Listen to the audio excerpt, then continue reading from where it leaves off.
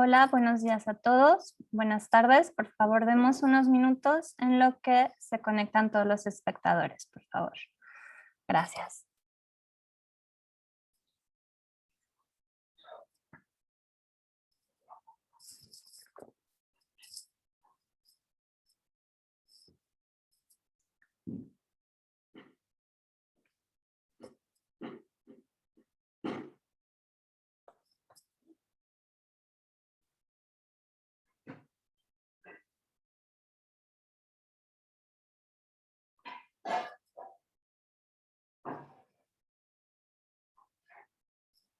Hola, buenas tardes a los que ya se encuentran conectados. Por favor, denos un minuto más porque aún se están incorporando asistentes al webinar. Muchas gracias.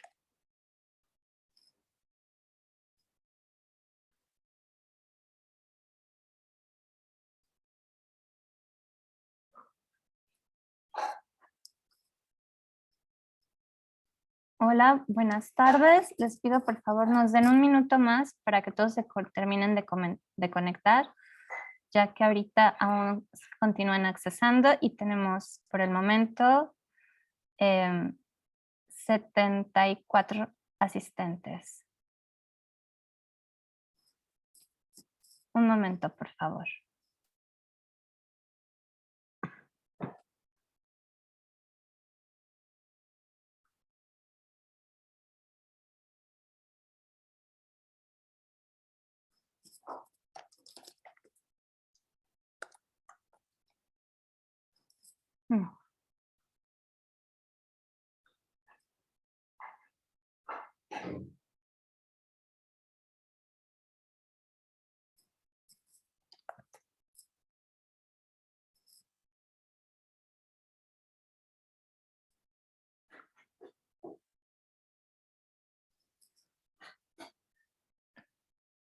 Listo, buenas tardes. Nuevamente mi nombre es Tania Frausto, soy manager de cambio climático en COSTASALVAJE. Bienvenidos al segundo Foro de Carbono Azul y solamente les voy a dar unas indicaciones generales. El día de hoy va a haber un servicio de traducción, el cual ya está activado. Les pido por favor que en la barra de abajo van a encontrar un círculo con la función de interpretación y ahí ustedes escogen el idioma. Les pido que seleccionen el idioma español. Nuestras traductoras serán hoy Mayra y Diana. Y listo. Denos un minuto para verificar que el servicio de traducción esté iniciando.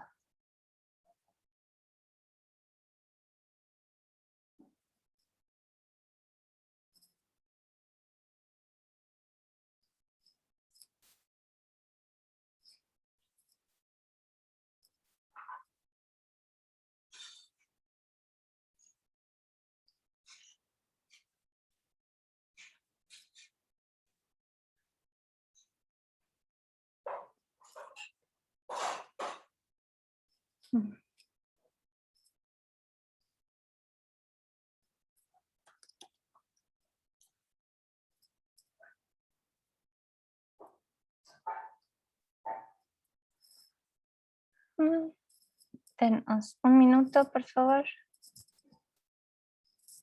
Pues listo. Para comenzar.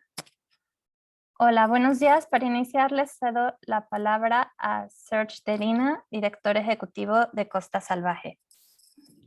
Bueno, buenas tardes a todos. Bienvenidos al segundo Foro de Carbono Azul por parte de COSTASALVAJE Wild Coast, una organización de conservación internacional. Quiero dar el bienvenido a todos, también a los distinguidos invitados participantes como Dan Fries de la National University of Singapur y Catherine Lovelock de la University of Queensland en Australia. Qué bueno que ya estamos acabando la pandemia, pero también nos ha dado herramientas de hacer cosas como esta sin gastar muchos fondos, en invitar los distinguidos participantes como de Singapur y Australia por mínimo costo. Entonces, gracias Dan y Catherine. Estamos tan contentos que estén aquí. Y por los que saben, Catherine Lovelock sí conoce los manglares y humedales de México porque estuvo en el campo con el equipo de COSTASALVAJE hace unos años haciendo una impactante reportaje en Televisa sobre este tema de carbono azul. Estos manglares que están atrás de mí, yo primero los conocí en el otoño, hace 28 años, de 1993, cuando llegué a la laguna de San Ignacio en Baja California Sur, en México, en el Pacífico Océano, costa del Pacífico en Baja California Sur, y a estudiar la vaina gris. Pero lo que encontré con mis amigos como Francisco Pachico Mayoral, una leyenda guía de ballena gris y pescador mexicano de Baja California Sur, era de que la vida cotidiana de los pescadores era rodeada por los manglares. La cultura de la pesca, la cultura de la conservación, era realmente alrededor de la conservación y protección de los manglares. O sea, donde sacaban pato de mula, pulpo, lisa, lenguado, era porque de los manglares, ¿no? Y era un buen reconocimiento por parte de los pobladores, de esos pescadores, que realmente tienen muy poco, de que el mangle era vida. Y quiero agradecer al Comité Mexicano de Manglares también, porque son destacados investigadores conservacionistas que también reconocen que México, más de casi cualquier otro país del mundo, tiene una red de ONGs, de científicos, de gente de gobierno que aman a los manglares, pero también reconocen que nos van a ayudar a salvar el planeta. Y por eso estamos acá, a buscar la forma de ampliar el conocimiento de las herramientas públicas, políticas públicas que podemos utilizar para ayudar a conservar esos ecosistemas maravillosos y también mostrar que México y cualquier otro país que parte de la defensa del planeta contra la crisis del cambio climático es simplemente ayudar a conservar y restaurar estos ecosistemas que nos ayudan a secuestrar, captar carbono, pero también defendernos contra los huracanes y todos los demás problemas relacionados con cambio climático. Por eso quiero agradecer al equipo de COSTASALVAJE, Tania Frausto y Mónica Efraín, gracias por todo su trabajo. Y otra vez, bienvenidos a Daniel y Catherine y los demás participantes. Eso es un tema sumamente importante, lo más importante, ¿no? It's the most important thing that we can do right now. Es trabajar juntos a buscar la forma en que conservamos estos ecosistemas, trabajando juntos en hacerlos, ignorando las fronteras y buscando hacer algo positivo e impactante para la humanidad y el planeta. Entonces, con eso, gracias a todos ustedes y bienvenidos al segundo Foro de Carbono Azul. Muchas gracias, Serge. Y le cedo la palabra al doctor Jorge Portillo, y presidente del Comité Mexicano de Manglares. Hola, ¿qué tal? Mucho gusto. Es un placer estar acompañando a esta gran inauguración del segundo foro de Carbono Azul México 2021. Este es un foro organizado entre precisamente Wild Coast, Costa Salvaje, y el Comité Mexicano de Manglares. Yo estoy seguro que tanto Dan como Catherine saben acerca de los manglares de México, saben que estamos en el tercer o cuarto lugar en cobertura internacional Y lo que me gustaría es contarles que el Comité Mexicano de Manglares es realmente joven. Todo empezó más o menos en 2001, cuando tuvimos una reunión satélite en el Congreso Mexicano de Botánica, 3 reuniones más, y en 2010 tuvimos el primer congreso. A partir de eso hemos tenido 4 congresos más, y en el último congreso asistieron cerca de 260 personas. Bastante surtido. Tenemos 31 presentaciones de investigadores, 50 estudiantes y 21 egresados. Es un grupo relativamente pequeño, pero afortunadamente prácticamente todos los estados en donde hay manglar están ya siendo estudiados por algún grupo universitario o alguna organización como Wild Coast. De manera que estamos muy contentos de estar aquí, y yo creo que esta va a ser una reunión muy provechosa por todos los temas que se van a tratar, y con la idea esta de promover una visión integral sobre las políticas públicas aplicadas. También vamos a hablar de ciencia, de gobernanza y de la conservación de los ecosistemas de carbono azul. Vamos a seguir adelante. Muchas gracias. Bienvenidos, Daniel y Catherine. Perfecto, muchas gracias.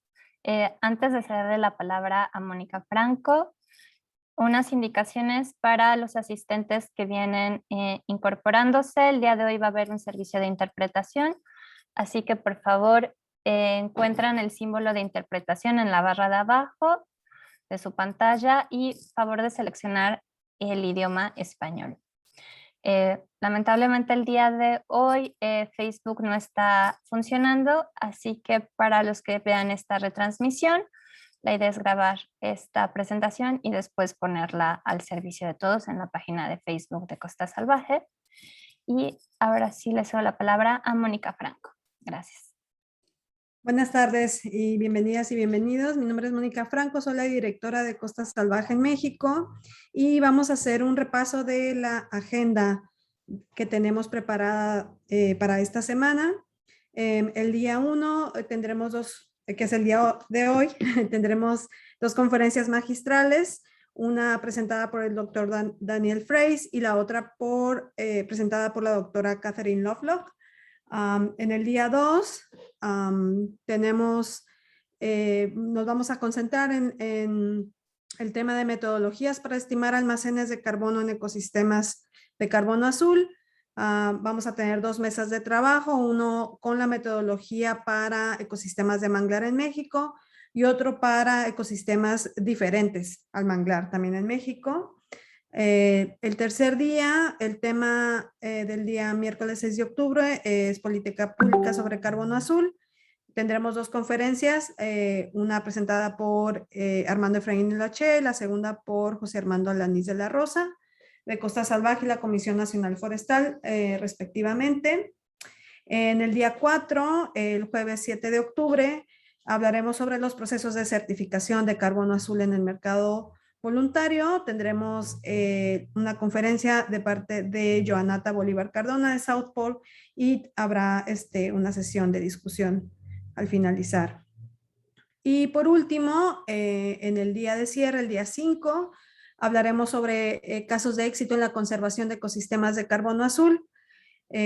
Tendremos 3 conferencias, una sobre experiencias de proyectos certificados en Colombia, otra sobre estuarios salinos en el norte de California y otra en el comanejo del acuerdo de destino El Conchalito, presentadas por diferentes socios, incluyendo a Costa Salvaje y el Centro Intercultural para el Estudio de Desiertos y Océanos.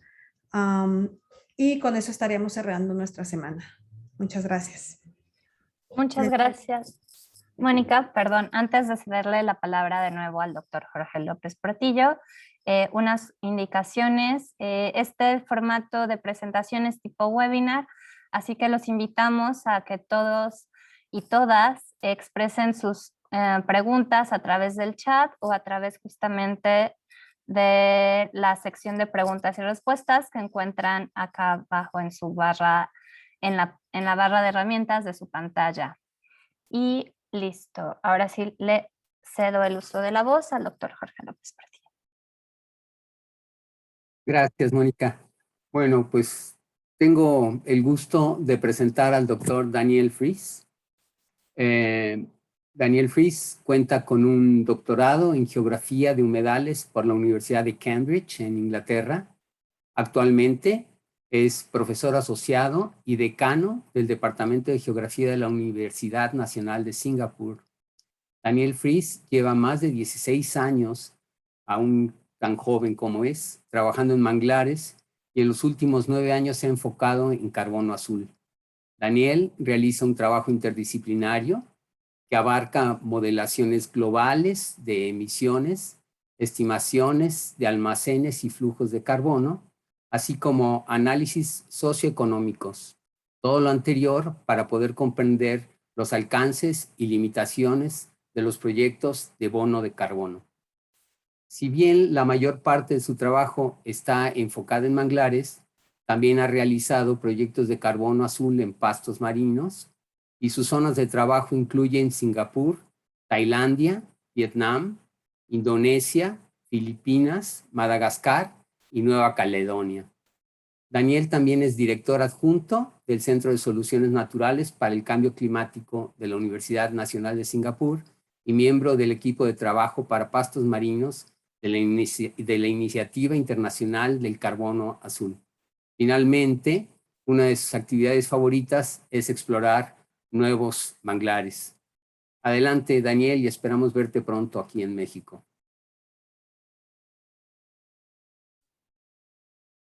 Muchas gracias. Daniel Fries. Hi, everyone. Yes, Okay. it's your turn. Okay. Hi. Thank you, everyone, for the invitation. It's a real honor because Mexico has such a great global reputation for mangrove mapping and blue carbon, and so it's a real great pleasure to be part of this. Thank you. Let me just share my screen. I hope everyone can see. Yep. Yes. Okay. Great. So thank you. So I was asked to give a kind of a global picture of kind of the state of blue carbon across the world, and maybe show some success stories, but also some of the challenges that we have going forward. Before I start, I'd just like to acknowledge that what you're going to see over the next 30 minutes or so is the ideas of lots of people, including Kath as well. So thank you, Kath. And so I just wanted to acknowledge everybody up front for what I'm just lucky enough to present their work.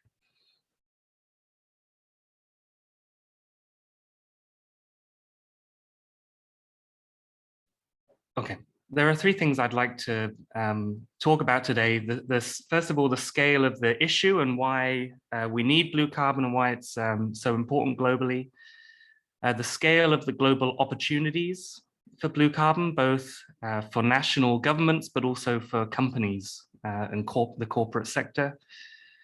And the scale of some of the limitations that we're finding around the world, which is why we have all of this interest and opportunity, but we haven't made the most of it yet. And I think that's really the key message here. If there's one thing you remember from this talk, is that there are lots of success stories and lots of interest and momentum, but it is still really difficult. And it's blue carbon has all of this promise, but it's not as straightforward as a lot of people are communicating around the world. And I think we have a short window of time in order to address those challenges while we still have all of this interest in blue carbon. So I'll start with a thing that I think many of you would know, that blue carbon ecosystems were previously considered some of the most threatened ecosystems on the planet. particularly rates of mangrove and seagrass loss, which we thought exceeded the rates of loss for tropical rainforests and coral reefs. And this was a message that was very strong, particularly in the kind of the early 2000s, and some really key papers in 2001 and 2007, which we're talking about rates of loss of mangroves, for example, of 1 to 3% per year globally, and seagrasses even more.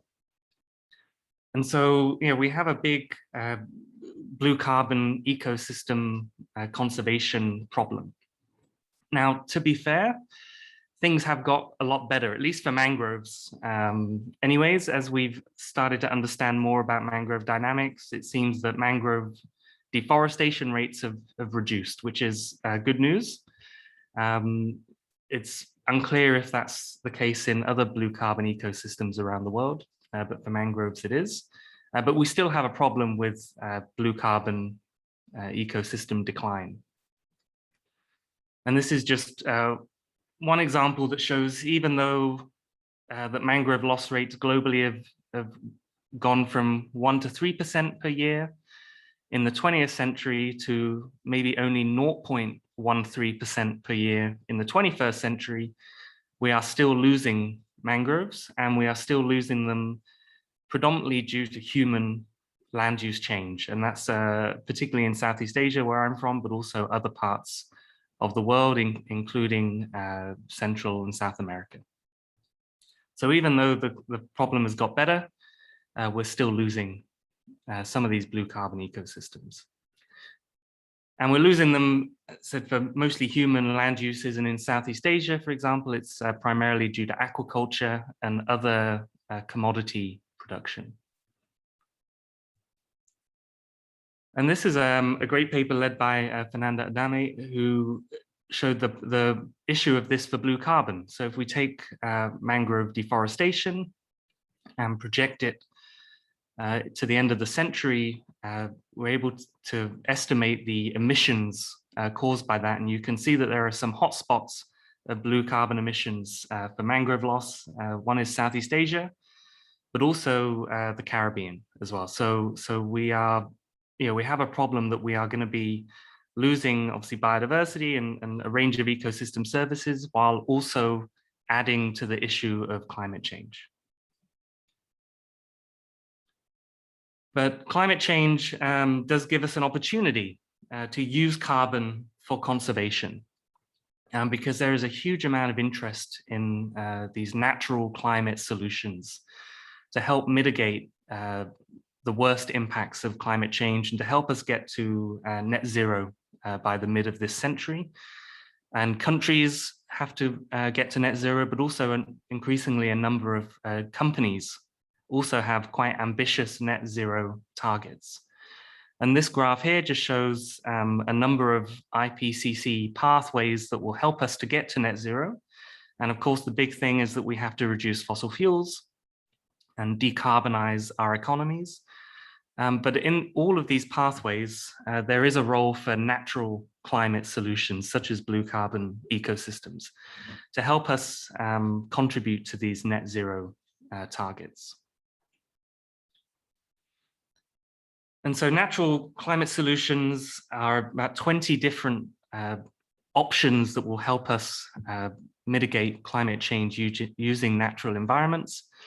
And wetlands and blue carbon are certainly part of that. They may not be the largest solutions, but I think, if you can see from this graph here, reforestation and tropical forest conversion are the biggest ones.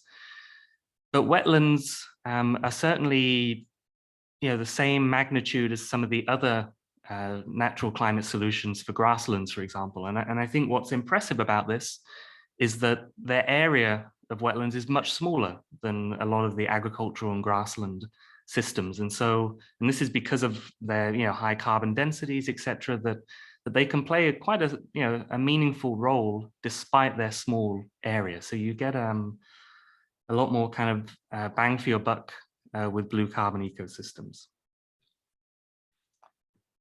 And as a result, we're seeing just huge interest from governments, but also from the commercial sector.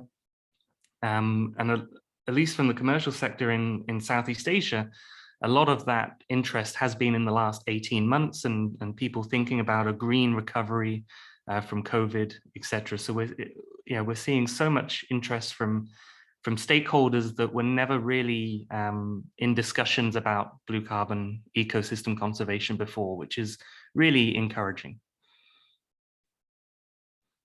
And so all of that interest, I think, translates into two key opportunities. The first one at the national level and the second one at the corporate level.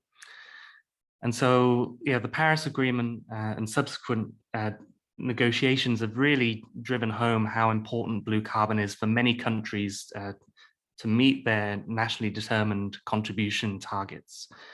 And there's really high scope to do so because over 150 countries contain a blue carbon ecosystem, either mangrove, seagrass, or salt marsh, or a combination of them. And if we just take the example of mangroves to show the contribution that these blue carbon ecosystems can make to offsetting national emissions, we think there are at least 17 countries where just the sequestration from mangroves may offset more than 5% of national greenhouse gas emissions. These are countries such as Papua New Guinea, Fiji, Madagascar, Mozambique, but also a number of countries in Central and South America. And then there are probably another 17 countries or so where we could offset, at least 1% of national greenhouse gas emissions. And again, many of these in Central and South America, as well as West Africa. And so, there are a number of countries where blue carbon could make a meaningful contribution to nationally determined contributions. So we have opportunities at the national level for many countries around the world. And we could expect similar or greater numbers for seagrass, I would think. And we're seeing some of this opportunity translated into national policies. And so the last year or so, countries have been updating their nationally determined contributions to the Paris Agreement. And we are, for the first time, seeing really explicit targets for blue carbon within these NDCs. The first NDCs, people mentioned quite broadly about mangrove and seagrass conservation. But for the first time, we're seeing concrete and measurable targets. So, and these have all happened in the last year with these updates. And so Belize, a couple of months ago, announced that they would protect 12,000 hectares of mangroves by 2030. The Seychelles last month announced that by 2030, they would be protecting 100% of all of their mangroves and seagrasses, etc. And you can see some of the other targets here. And more will be coming. So a couple of countries have declared that they will incorporate blue carbon ecosystems in the next round of NDC accounting. And then other countries, such as the Philippines, are starting to introduce, as we speak, new mangrove forest laws. The USA currently has a Blue Carbon for Our Planet Act, which is a bipartisan bill, which is going through both the Senate and the House in the US. And so we're seeing for the first time these big kind of national commitments, which is really exciting. And I think in the next round of NDCs, we will see even more.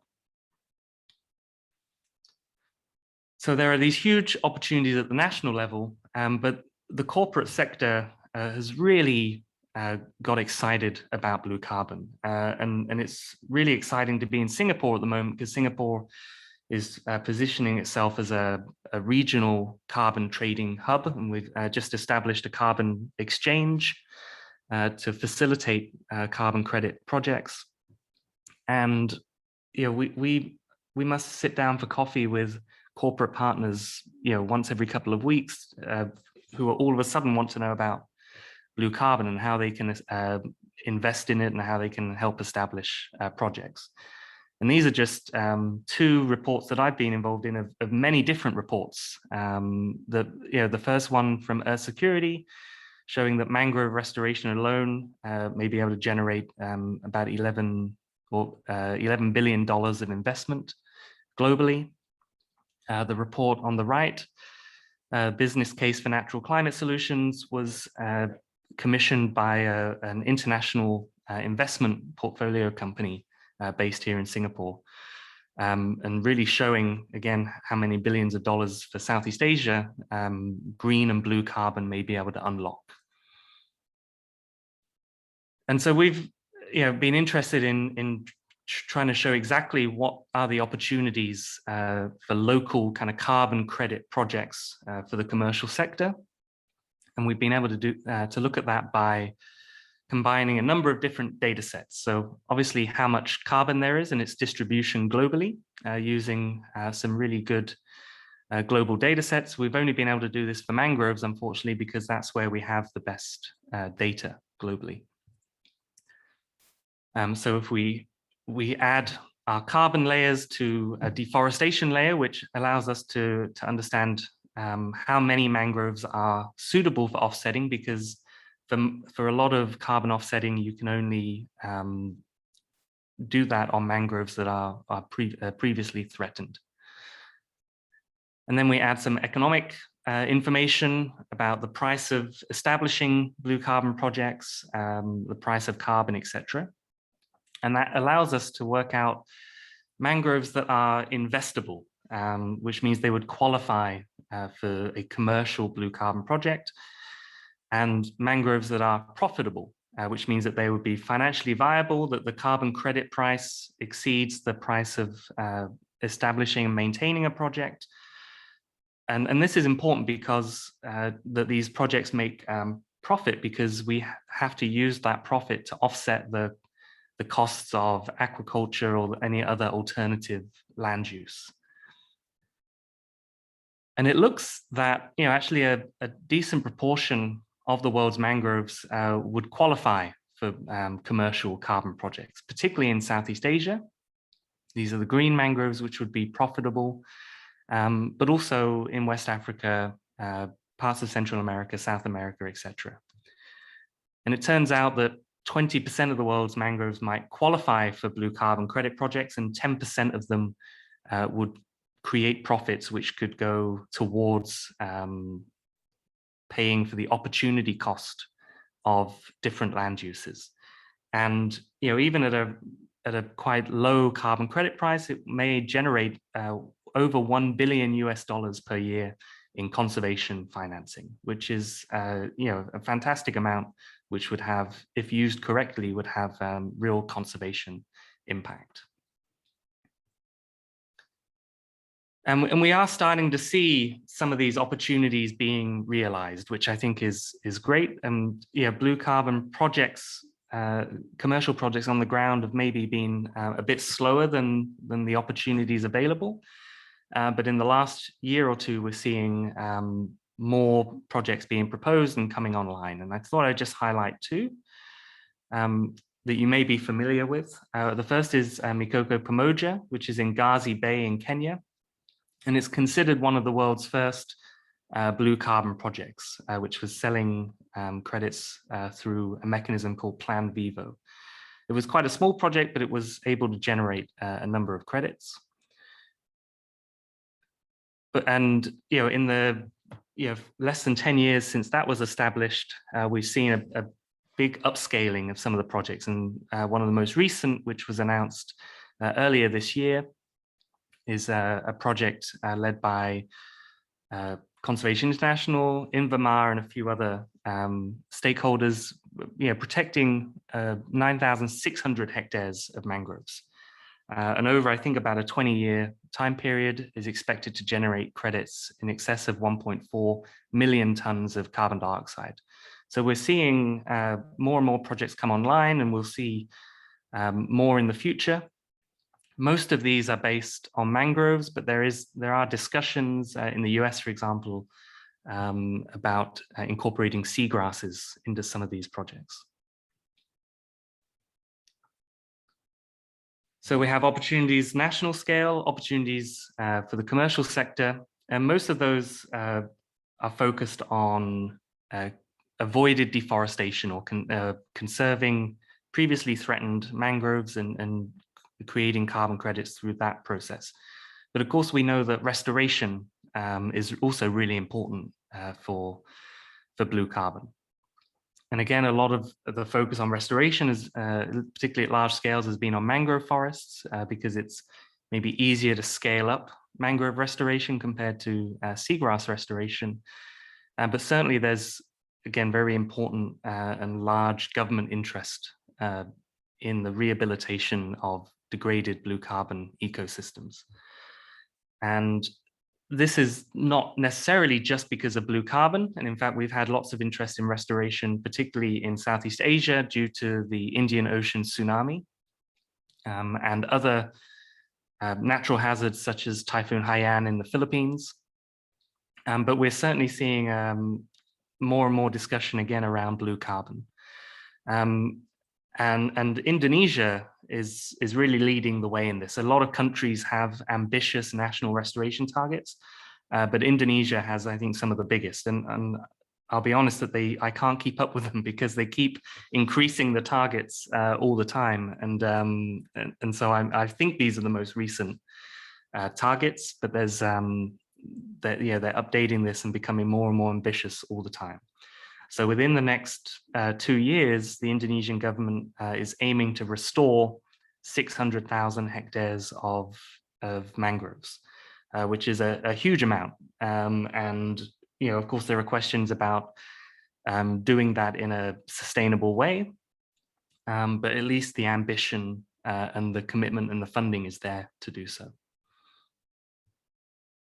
And there are opportunities globally for restoration. This is a project led by the Nature Conservancy and the University of Cambridge, and a number of us were involved, including Kath, to understand what the global potential for mangrove restoration might be. And it seems that globally, using some coarse global criteria that are focused on biophysical aspects, that there might be at least 800,000 hectares of areas potentially restorable for mangroves around the world. And it would be great to do such a map for seagrass and salt marshes. So, and if we were to restore these 800,000 hectares of mangroves, this tool calculates that, the hundreds of millions of tons of carbon that would save, the people protected from storms, etc. And all of this information is freely available on the website that's linked here. And you can also zoom into the country level. So I've just shown Mexico here. And again, this model estimates that, out of that 800,000 hectares globally, that maybe 145,000 hectares or so might be restorable nationally across Mexico. Of course, these are global models, right? So you have to take them with a pinch of salt when you zoom into particular areas, but at least it shows you the relative scope and distribution of areas that might be more successful and have more potential for restoration. And we know that restoration can deliver substantial blue carbon benefits. This is a PhD chapter from Clint Cameron, who did his PhD at Charles Darwin University, but based on mangroves in Sulawesi in Indonesia. And he was able to calculate all of the carbon budget, the stocks and fluxes of natural and restored mangroves. And he was able to show that some of these restored mangroves were able to have a net sequestration of between, mostly about 30 tons of carbon dioxide per year, but in some scenarios, almost 70 tons of carbon dioxide per year. And what was interesting about this was that these restoration and other projects were able to generate far more carbon credits than other terrestrial projects that have been going on for a few years now. And so, the average terrestrial project is able to generate around 10 tons of carbon dioxide per year. And so we're maybe able to get, 3 to 7 times more carbon credits per hectare with these mangrove restoration projects than with terrestrial projects. And so again, you don't need a a huge amount of area to be able to generate a number of credits for the commercial sector, but also hopefully that some of that finance goes to community livelihood projects on the ground. And so I hope that kind of shows you that globally there is a lot of opportunity for blue carbon, whether it's through national accounting or whether it's through getting the commercial sector to invest in blue carbon conservation and restoration and support the coastal communities that rely on these ecosystems. So that sounds great, right? But if we have all of this opportunity and we have all of this excitement and we have all of this momentum, then why don't we have thousands of blue carbon projects all around the world? Or why doesn't every country have explicit targets for blue carbon conservation and restoration in their nationally determined contributions? And that's really a question that I've been interested in, is what is stopping this momentum and opportunity? And I think there's a number of constraints which we have to overcome, but I can broadly put them into 4 different categories. Firstly, we still do have some scientific and technical constraints to verifying and monitoring blue carbon. We have a range of socioeconomic constraints that affect the financial viability of blue carbon projects. There are a range of governance issues that complicate land tenure and carbon ownership, which we need to fix. And then there are some key ecosystem constraints that we don't have enough knowledge about particular ecosystems. So as you would have noticed in this presentation, I've talked a lot about mangroves, and that's because we have a lot of information about mangroves, but we lack similar quality and distribution of information for seagrass, for salt marshes, and then also for other ecosystems which are starting to be discussed within blue carbon, such as macroalgae. So I thought I'd just spend the last bit of this talk just talking about these constraints, because I don't think we talk about them enough. Sometimes we're so excited about blue carbon and communicating to our stakeholders and policymakers about the importance of blue carbon, that I think it's important that we give a realistic picture. And because if we don't solve these constraints or reduce them, then we're not going to be able to make the best use of those opportunities. So let's talk about the scientific constraints first. I mean, I think I'll be honest, I don't think this is the biggest constraint, because I think we actually know a lot more than we realize about blue carbon. Academics don't often say that, right? Because we always want to justify our work and our data collections by saying that we need to know more. But I think, at least for conservation and restoration, I think we know enough already. Of course, we can always improve that and add new things. But certainly there are some scientific knowledge gaps. And this paper that came out in 2019, which was trying to summarize the state of the science in blue carbon, did highlight a few knowledge gaps, particularly around fluxes. So we have a lot of focus on carbon stocks, but often in a lot of blue carbon credit projects, for example, its fluxes are just as important, because we're looking at the change in carbon through time, not just the current stocks. So that's certainly a gap, that we don't focus on fluxes enough. And also we don't have as strong an understanding as we need of the impact of different management interventions, disturbances and loss, restoration and climate change. And these are quite important for carbon accounting, because we need to know the emissions factor of some of these conversions and their impact on blue carbon. And so that does translate into project technical challenges, where we focus on stocks because they're relatively easy and cheap to measure, but we don't have kind of cheap and easy ways of estimating fluxes and groundwater discharge and tidal exchange of dissolved organic carbon, etc., and everything else that contributes to the blue carbon bank account. You know, we don't just need to know how much money is in our blue carbon bank, but we need to know how much money or blue carbon is coming in and going out, and what the net of that is. And so this is where a lot of interest from the corporate sector in Southeast Asia has gone towards, is how we reduce the cost of verifying blue carbon projects, particularly of fluxes, because they can be quite expensive to measure, and it's quite hard to do rapid assessments and get an accurate figure in a very short space of time. And certainly this is where a lot of our research is going now. And just in the last few months, we were funded for a 5-year program by an international investment company to work out how to reduce the cost of some of these measurements. And I think we're going to see companies investing in this a lot more, particularly as some of the verification protocols are still quite new. There's only really one official Vera blue carbon methodology, for example, and others are trying to think of similar methodologies. And so this is quite an open space of how we measure fluxes, how we measure aspects of soil carbon in a rapid and cost-effective way.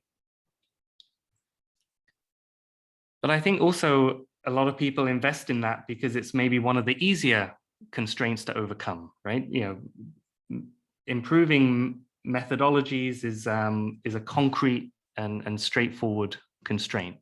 Still difficult, but you know, quite straightforward, I think. Certainly more straightforward than some of the more human constraints, particularly the socioeconomic and the governance.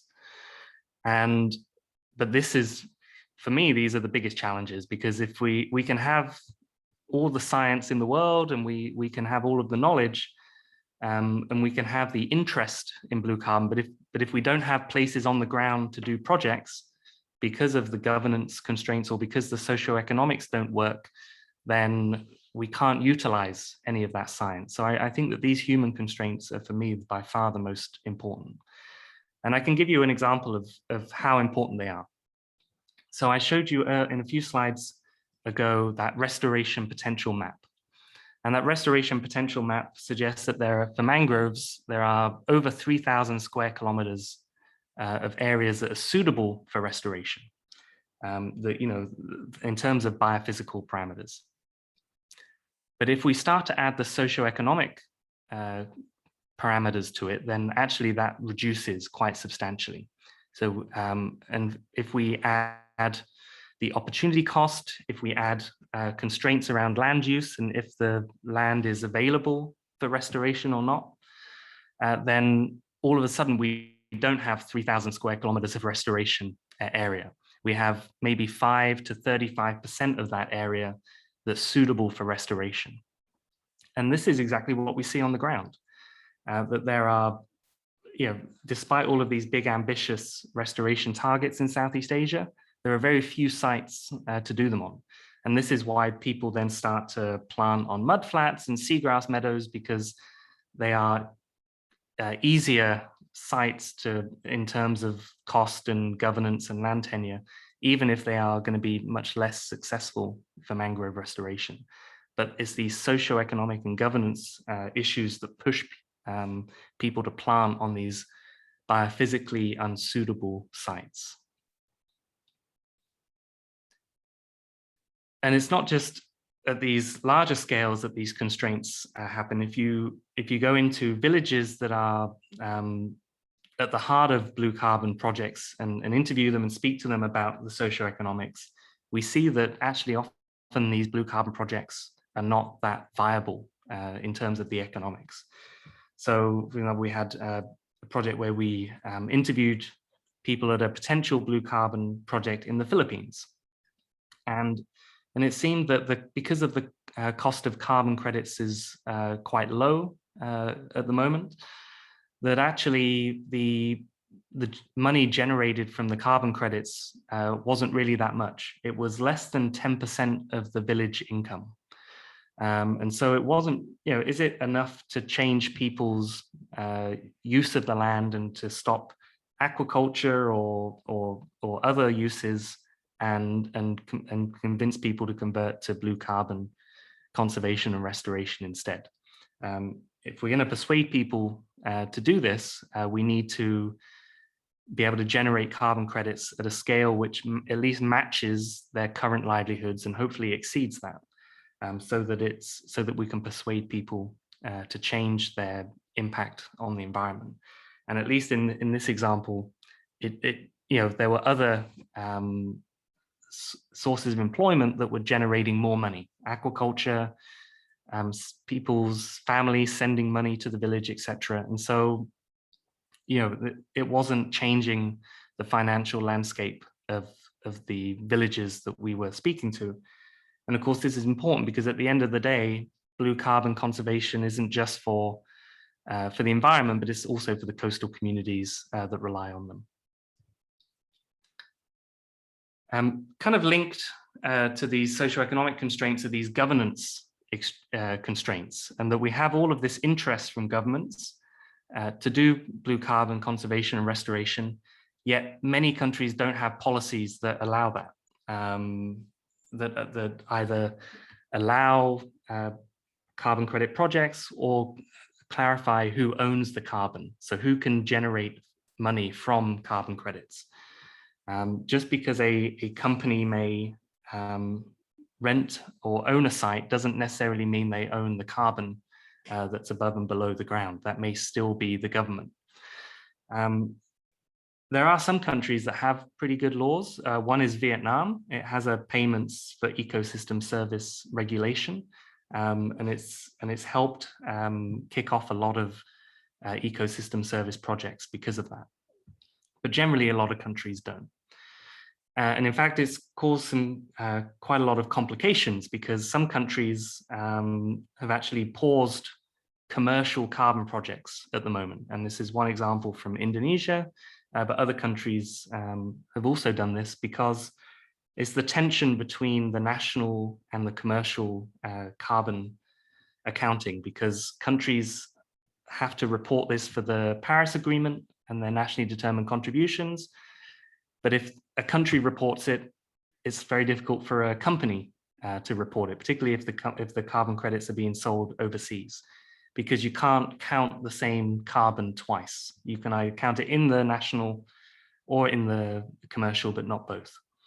And because the governments often own a number of these blue carbon resources, it's been difficult for some of these market mechanisms to sell carbon credits commercially to form, because it's too risky for companies, because they don't know if they invest in a carbon project, if they will actually get the carbon, or if it will go to the national accounts.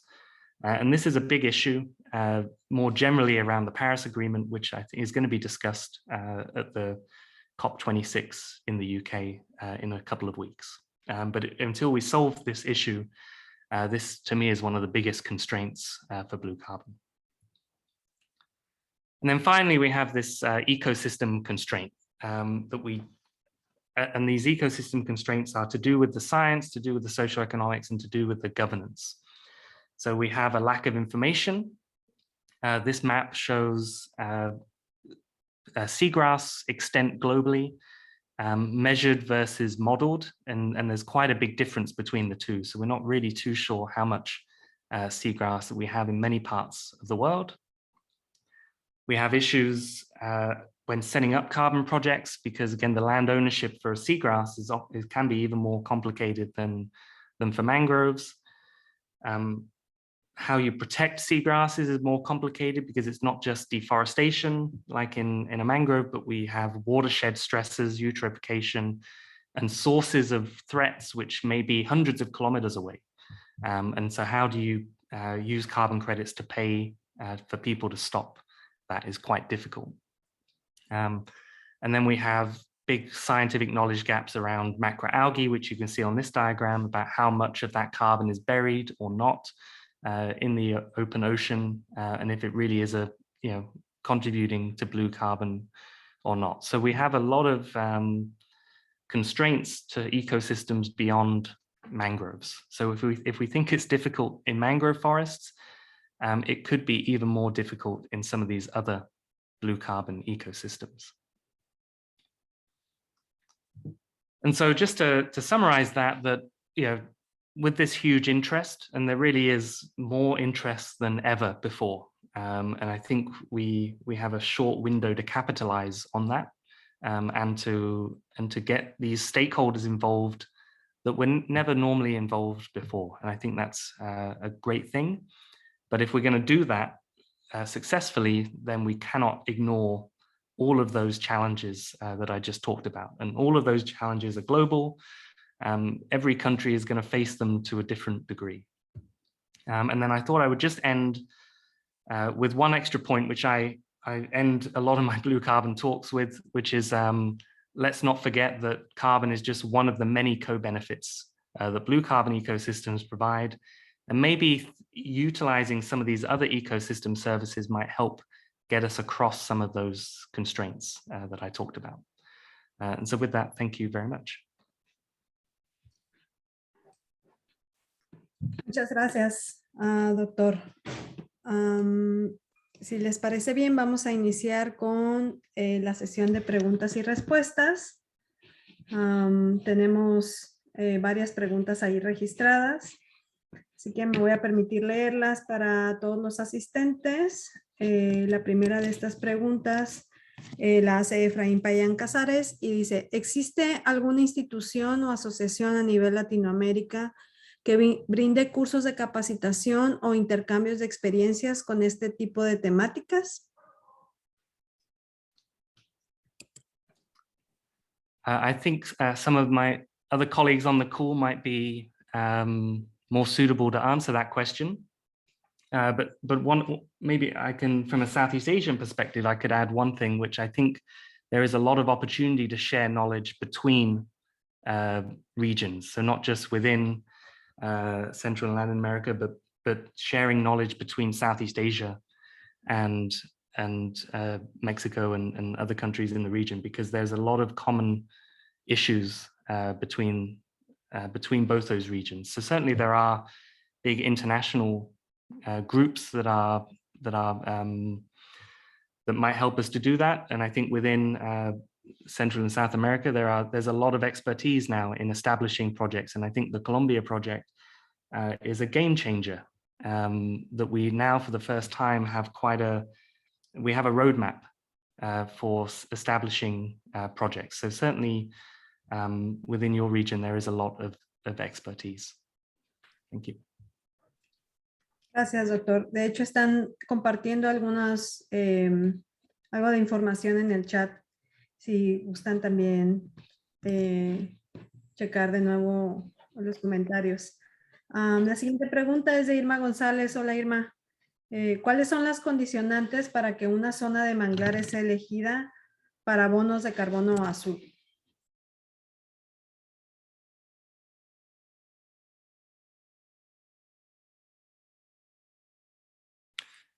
Yeah, okay, thanks. I think there are a number of criteria that you should consider. Obviously, the first is the amount of carbon.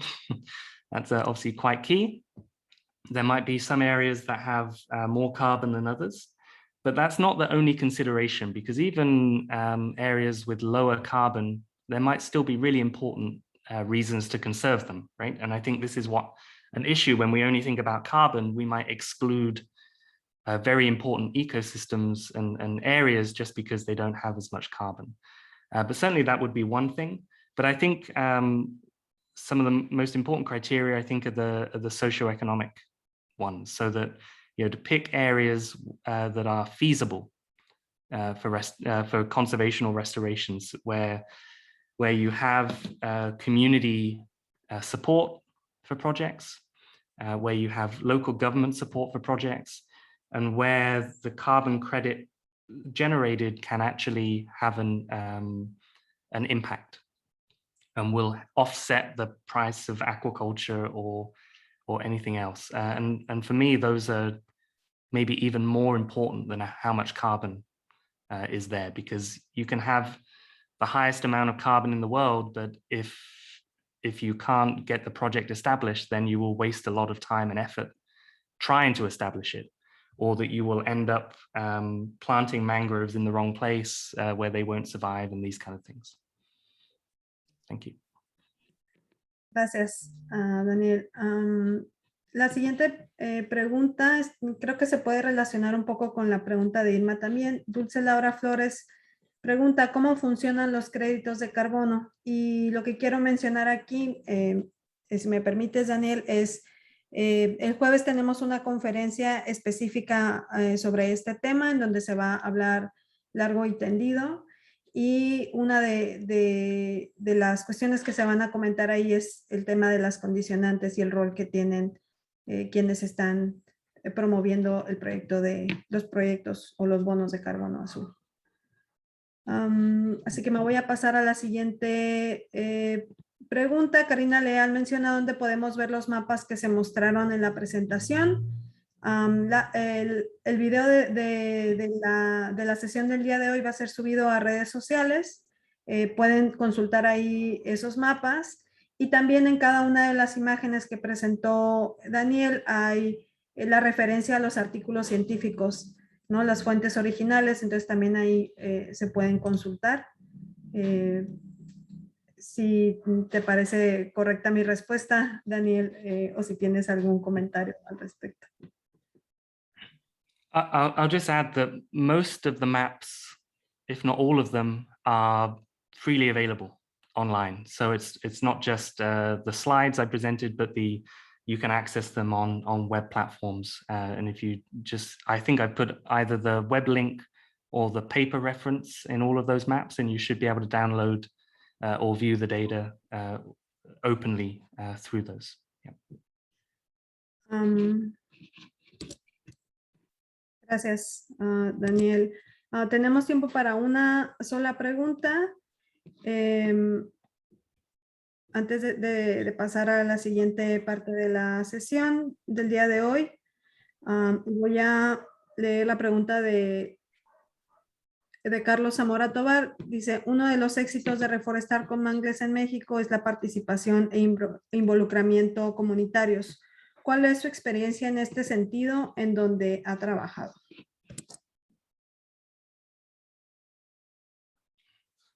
Yeah, this is really important in many parts of Southeast Asia, and we commonly see that conservation outcomes or restoration outcomes are much more successful in community managed projects compared to large scale plantations that have not involved the community.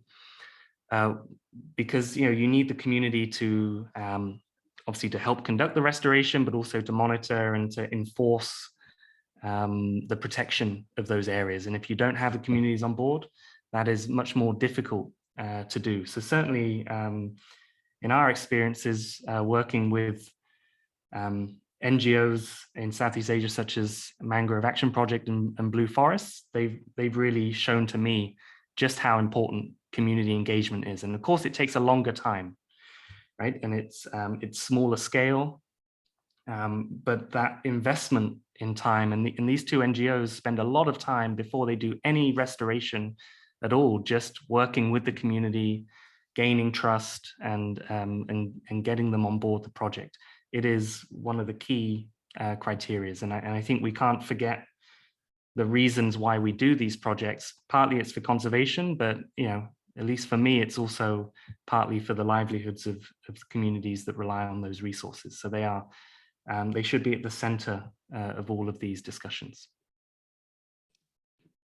Muchas gracias, Daniel, también por tu participación. Vamos a dar unos minutos de descanso en lo que preparamos la siguiente sesión de la doctora Catherine Lovelock. Regresamos en 5 minutos. Gracias.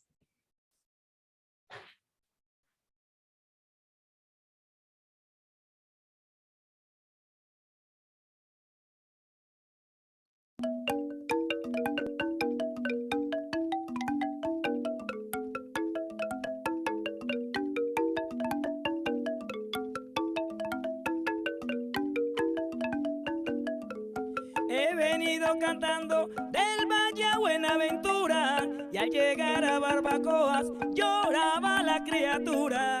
Lloraba, lloraba, lloraba la criatura. Lloraba, lloraba, lloraba la criatura. He venido cantando del Valle a Buenaventura y al llegar a Barbacoas lloraba la criatura. Lloraba, lloraba, lloraba la criatura. Lloraba, lloraba, lloraba la criatura. De los primeros casados, María con San José, ellos ganaron las palmas, no la vamos a perder. Lloraba, lloraba, lloraba la criatura. Lloraba, lloraba, lloraba la criatura. San José se fue pa'l monte a labrar cuna de artesa. María quedó cosiendo pañales sobre la mesa. Lloraba, lloraba, lloraba la criatura. Lloraba, lloraba, lloraba la criatura.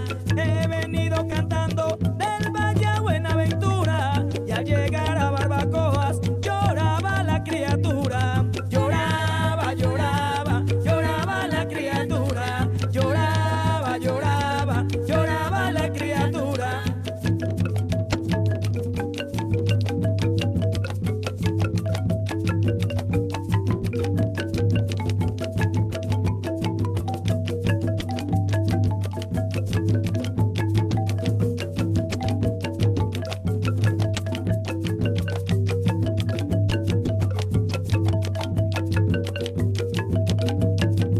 Los pañalitos del niño no los laven con jabón, lávenlo con vino tinto, sangre de mi corazón. Lloraba, lloraba, lloraba la criatura. Lloraba, lloraba, lloraba la criatura. Todos le llevan al niño, yo no tengo que llevarle, le llevo mi corazón, que le sirva de pañales. Lloraba, lloraba, lloraba la criatura. Lloraba, lloraba, lloraba la criatura.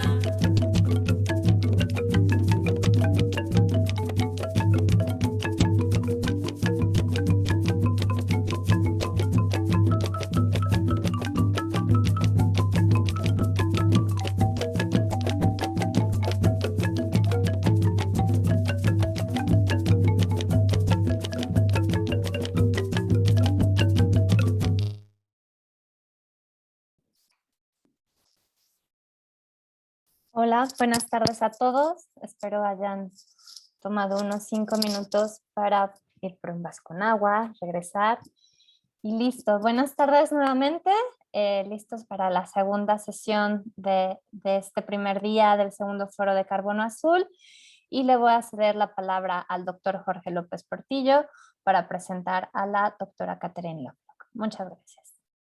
Muchas gracias, Mónica. Tengo el gusto de presentar a Catherine Lovelock.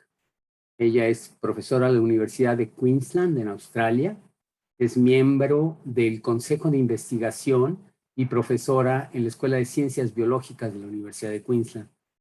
Su investigación está enfocada en cambio climático y su impacto en las comunidades vegetales costeras, así como en el papel de los humedales costeros para la adaptación o mitigación ante el cambio climático o carbono azul.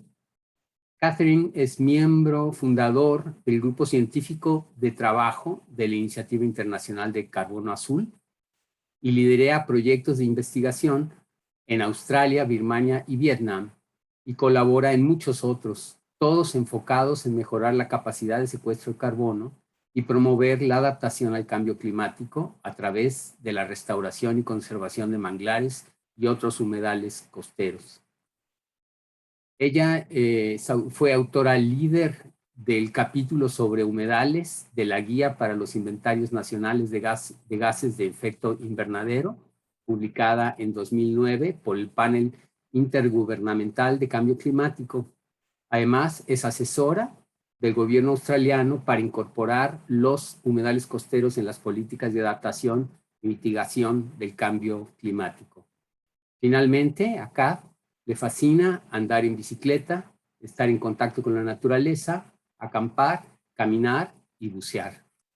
Adelante, Kath. Mucho gusto en tenerte aquí.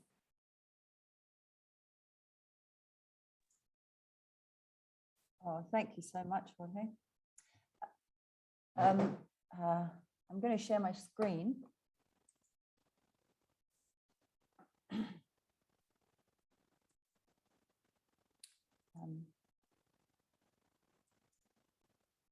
I actually would really like to thank the organizers for inviting me to give this talk today, particularly Jorge and the Mangrove Committee, and also Wild Coasts. Thank you so much. And buenos dias and buenas tardes, wherever you are.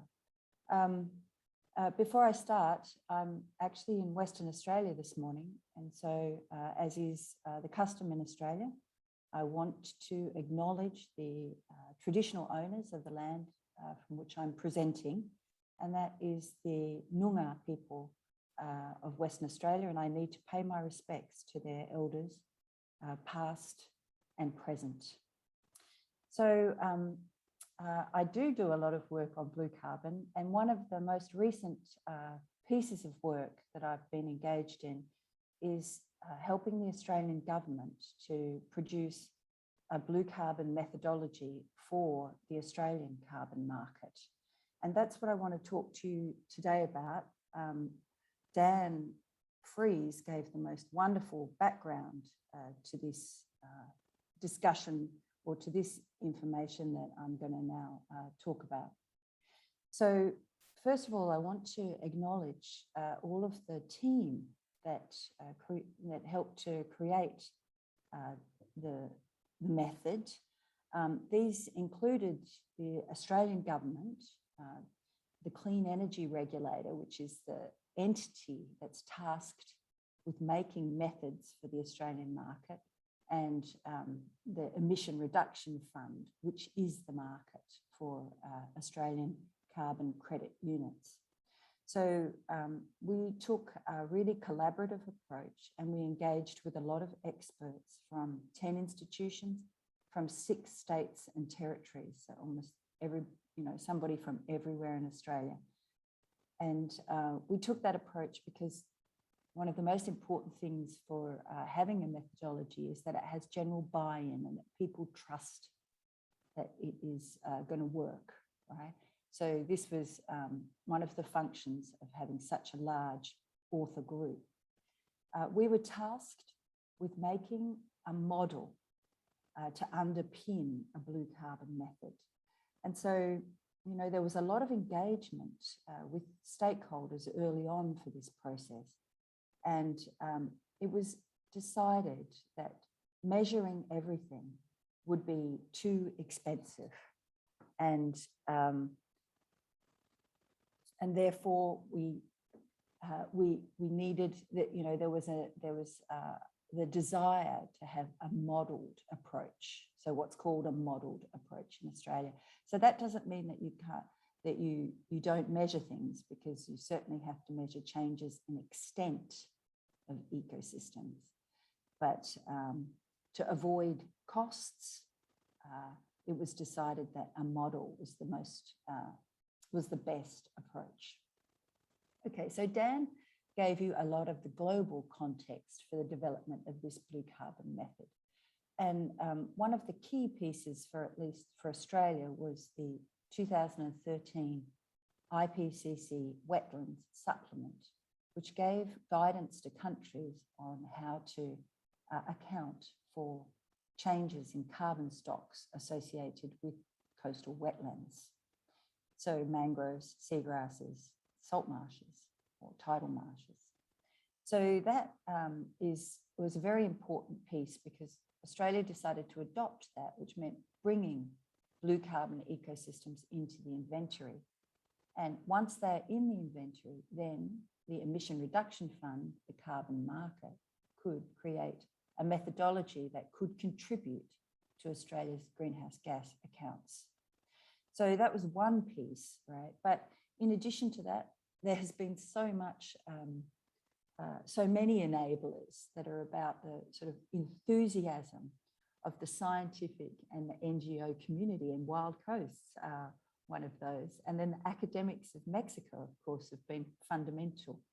So, you know, there's a lot of things like the Blue Carbon Initiative, there's the Global Mangrove Alliance. So lots of, you know, these real sort of community, you know, global community approaches.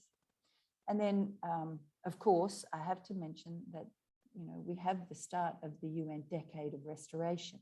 And that is really important because in Australia, the opportunity is less about conservation and more about restoration. I also have right in the center here, the VCS, the Verified Carbon Standard methodology for blue carbon. And that's important because we did use it to guide us in how to go about producing Australia's method. So that's the global context, but in Australia, of course, we have local drivers. One of them is that we've had a historic loss of coastal wetlands over time that's been recognised, so a growing interest in restoration. Not for carbon, interestingly, but mostly for biodiversity.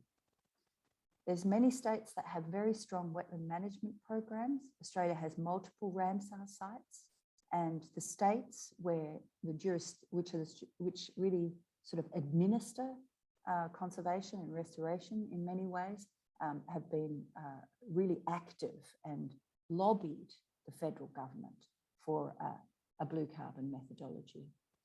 We've had investment in science on blue carbon, you know, that has been really targeted on blue carbon since 2012. I've already mentioned that the greenhouse gas inventory included coastal wetlands. Australia was a founding member of the International Partnership for Blue Carbon, which is a more sort of like state to state and disseminating information to countries about blue carbon. And finally, that sort of all arrived in the federal government's commitment to develop a blue carbon method in 2020 to 2021, which is rapid compared to the development of other methods that they have produced. And then, of course, recently we had a very large announcement of blue carbon funds into the Pacific as well as Australia by the Australian government. So I just want to give you the background because this is important just so that you understand the components of the method and why we included what we did. So carbon accumulates in coastal wetlands in the biomass of plants, of course, more in mangroves because they're woody and less in seagrass and salt marsh in terms of their above ground biomass. Carbon accumulates in soils, and that's because these ecosystems are highly productive and they have very slow rates of decomposition. And that's because they are often flooded and have low oxygen. And then in addition to that, sediment that comes in with the tide contributes to that burial of organic matter and contributes carbon. And so the sediments actually increase in volume, increase in mass over time. And that is the part that leads to this increasing or consistent carbon accumulation in soils over time.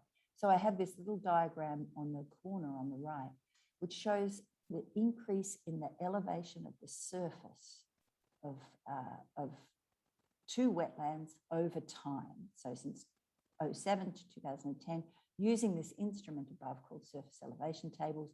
And so we are absolutely 100% confident that coastal wetlands can, in many situations, accrete their soils over time.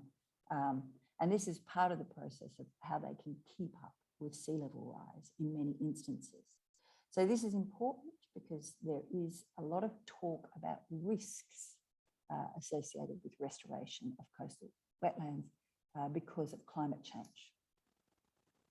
Okay, so the other background is, of course, that as Dan points out, globally, these are relatively small carbon sinks, right? So, you know, there's relatively few countries that could hope to offset much of their emissions with blue carbon ecosystems, but they are critical for healthy oceans and coasts, right? So, you know, this is, I want to start with Dan's kind of like last point, which is that what is called the co-benefits, what are called the co-benefits, things like fishing and climate adaptation and cleaning of water, of tidal waters, are actually some of the most important reasons why we would want to restore these ecosystems. They have been converted, degraded, and removed. And in Australia, probably some of the largest historical damages to coastal wetlands have been drainage systems, drainage schemes that have been developed for cropping, particularly sugarcane on the east coast of Australia, tidal exclusion for grazing, so keeping the tide out so that we can grow freshwater plants that can be fed to cattle, salt production. We're an arid, relatively arid continent, so salt production is another one, and of course industry. We seem to like to put our airports on top of salt marshes. Okay, so there's a number of issues that we're facing. So one of the first things that occurred, in this immediate development of the method, is that the government funded a scoping exercise, which we then published. And it was about identifying what activity, so what was the most, if we were going to create a method, what should it be focused on? Because we needed to acknowledge that you can't do everything all at once, right? So what came out as the most important method to think about, or the most important activity that we could do, was tidal restoration on land where tides have been excluded. So that was considered that activity with the most opportunity. So with carbon methods, you have to do something, an activity, to generate a credit, right? So in this case, we're going to pursue a method that says if you reintroduce the tide, then you can generate a carbon credit, a blue carbon credit. So this is an example, and this is probably the best example we have that has been initiated by my wonderful colleagues at the University of South Australia. And what they have done is they've got state government funding to reintroduce the tides to salt ponds where the tides had been removed and the salt ponds were no longer active.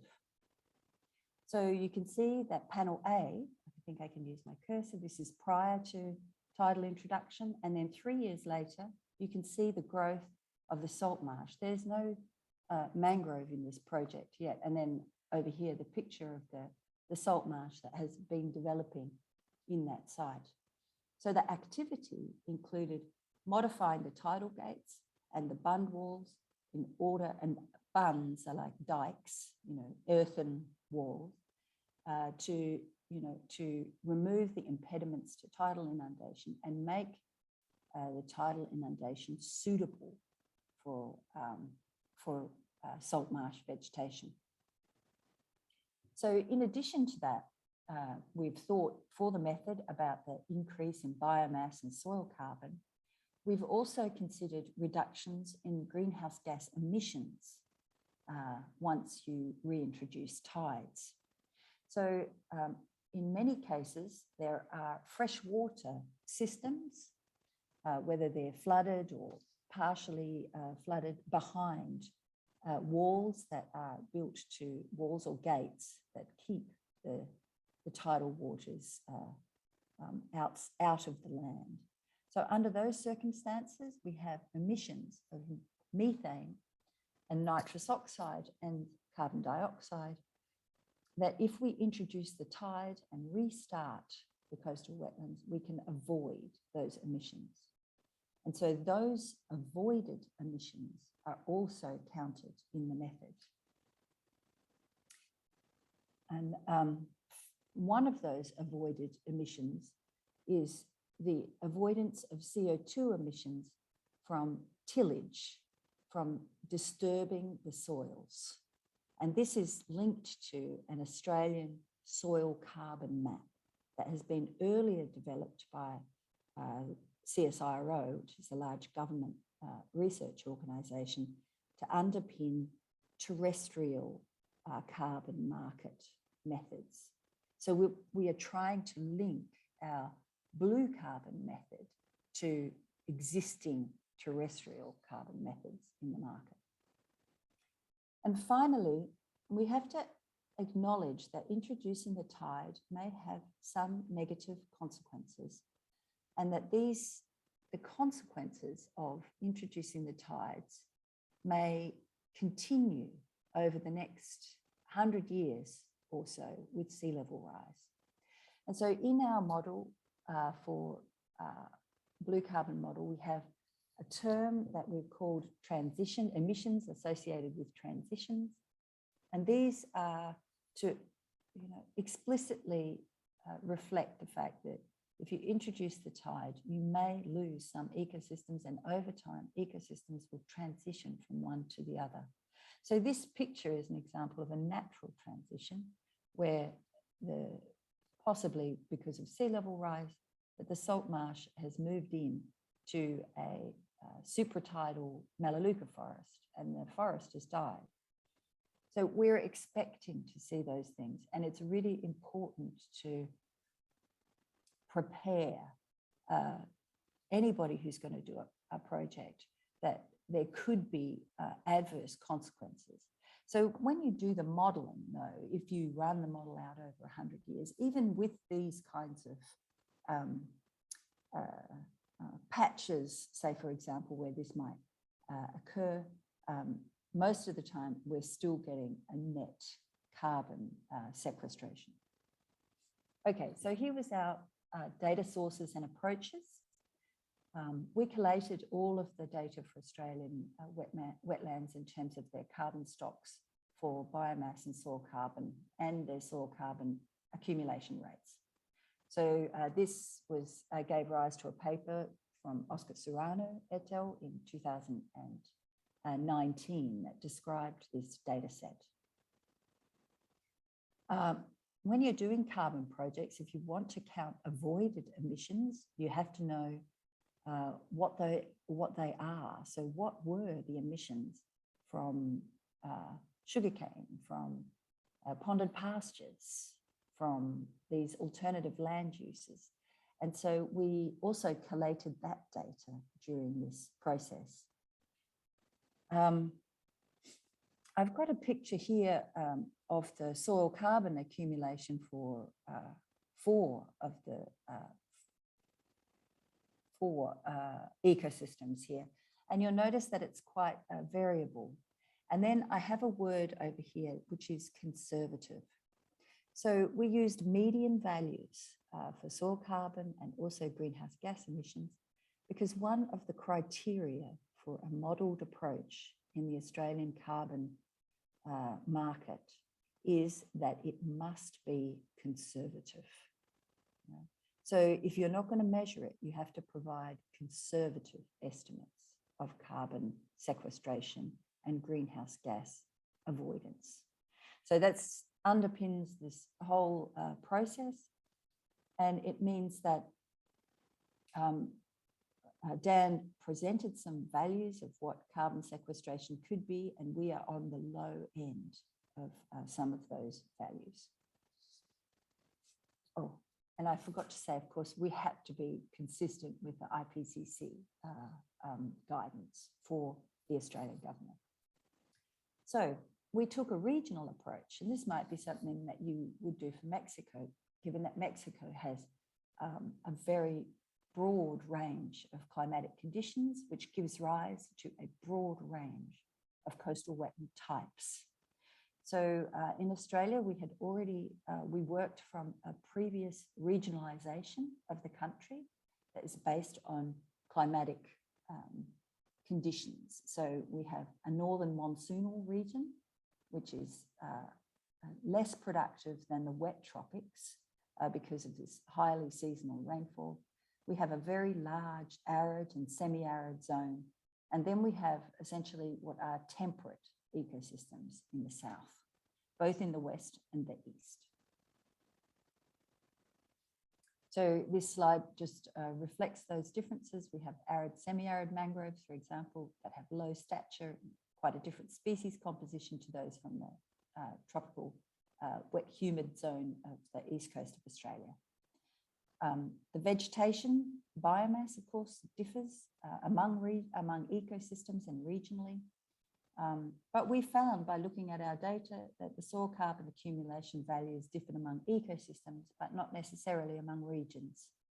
So we have, of course, much less data on soil carbon accumulation, but still we felt sufficient to generate a value for each ecosystem. We modeled biomass accumulation in woody species using standard growth curves that have been used in the terrestrial environment in other Australian methodologies. So those curves basically grew or grow a forest over time to a mature biomass that we measured in natural forests. So we're using data from natural forests to infer what will happen with restoration. We also acknowledged, so these are the curves that we have generated. This, for example, the highest one is for the tropics, and the lowest one, of course, is for the arid, semi-arid zone. We also made some accommodation for the fact that mangroves and soil carbon and greenhouse gas emissions vary over the intertidal zone. So we don't, sites of blue carbon projects are likely to be heterogeneous. Right? And we acknowledge that the biomass in the high intertidal zones, it is lower. So we have scrub mangroves in the very high intertidal zones. And so the model is linked to elevation. And so it decreases the biomass that you are likely to achieve with differences in elevation of your project site. So finally, and I think maybe this should have been first, is that we took a whole of landscape approach because of the impacts of sea level rise and storm surge and other events in the intertidal zone that affects all of the ecosystem types, right? So we viewed the different ecosystems as really connected systems. They're connected by water, they're connected by the movement of fauna. We acknowledged ecosystem transitions because of those connections, and this allowed us to incorporate sea level rise. So we considered seagrass because we anticipate that eventually, as sea level progresses, some of the land that is now mangrove may be colonized by seagrasses. We acknowledge 3 biomass types of mangroves, so tall, seaweed fringing ones, scrub mangroves, and also the hinterland mangroves, which can be tall because of groundwater inputs. We acknowledged, we included salt marshes, very broadly defined, and also a category we called sparsely vegetated salt marshes, which are the salt flats, which are extensive in the high intertidal in Australia in many regions. We included supratidal forests, and for us, they are within the genera Casuarina, or the genera Casuarina and Melaleuca, among others. So Mexico may have other species that might fit in that community that sits adjacent to the mangroves. And then, of course, we included ponds and open water. So I just want to go through what I think a blue carbon, what a blue carbon project is going to look like. So for a tidal restoration project. So one of the first things that project proponents will have to do in the method is to do a hydrological assessment. So this involves mapping. So you've got to map the boundaries. You've got to map the tidal boundaries. You've got to map elevation. You've got to map ecological communities. Right? You need to detail the tidal restriction device and its management over time, including maintenance. You have to include projections of inundation and also inundation with sea level rise. So this assessment, of course, you can see is going to have some costs associated with it. You have to achieve or provide evidence of approvals and risk management So if your removal of your tidal device is going to affect your neighbours, you have to have their consent. Right? So this hydrological assessment basically allows you to define areas in your landscape, in your project area, at different elevations that you anticipate are going to turn into different kinds of wetlands. So in this case, and we call these like areas, carbon estimation areas.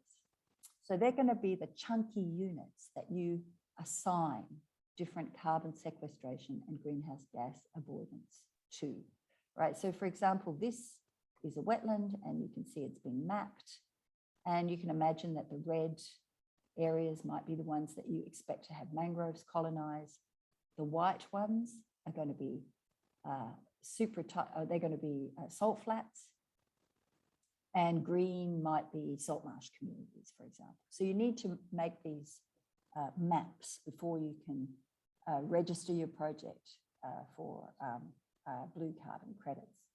So I've got another fictitious scenario here. So what a blue carbon project might look like. So you might have a parcel of land. This is about 100 hectares. You've mapped the elevation over that 100 hectares, and this is the gate that you're going to open. You know that bringing the tide in is going to avoid the greenhouse gas emissions associated with the wet pasture. So you can count that. You think that this regenerating mangrove melaleuca forests that's here, because the farmer has ceased managing the land, might die and be replaced by mangroves, which would be a carbon emission and then a carbon sequestration. You can imagine that this green area is above the highest astronomical tide, but is likely to be inundated by the tide in 50 years, that it would be included in the project, and you might expect a net carbon accumulation over the long term of the project. So essentially, the sorts of things that you're going to have to consider are the land use, because that is going to generate your avoided emission, your elevation, because that will determine what kind of community you're going to project is going to return to that site, and then also the vegetation. Okay, so there are some other considerations that you need. And in the method, you have to decide whether you're going to sign up for a 25-year or 100-year permanence. If you sign up for only 25 years, then there's a discount. So they take some of your carbon credits back, right? If it's 100 years, then you will get the full allocation of carbon credits for your project.